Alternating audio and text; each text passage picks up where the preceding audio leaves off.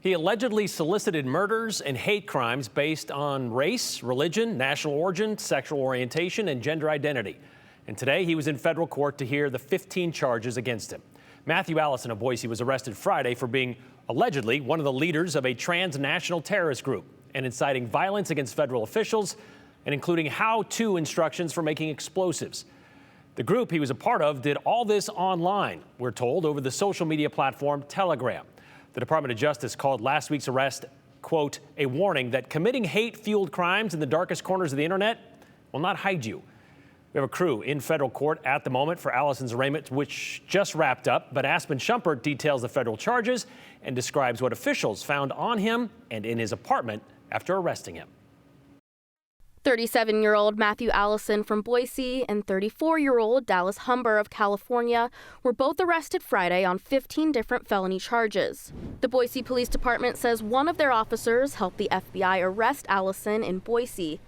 This 37-page indictment accuses Allison and Humber of being white supremacists and managing a channel called Telegram on the app Telegram. The Justice Department labels the group as a transnational terrorist group and says the Telegram channel supports the idea that, quote, the white race is superior and violence is necessary to the corrupt society because political action cannot save it.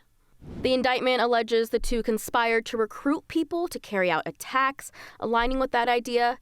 Federal prosecutors say they also showed people how to create bombs and other weapons and put together a kill list that included a U.S. senator, a federal judge, and a former U.S. attorney general, as well as state and local officials and private leaders. Prosecutors allege they solicited attacks on critical infrastructure like federal buildings and energy facilities and encouraged 3 terror attacks, 2 successful ones in Slovakia and Turkey, and 1 unsuccessful plot in New Jersey. The U.S. Attorney for Idaho filed a motion for detention, asking the judge to hold both suspects in jail until trial. The motion claims Allison and Humber committed the most serious of crimes and pose a danger to the community.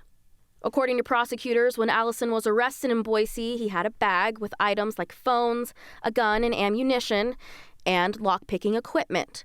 Records show authorities also found an assault rifle, ammo, laptops, and a go bag in his apartment.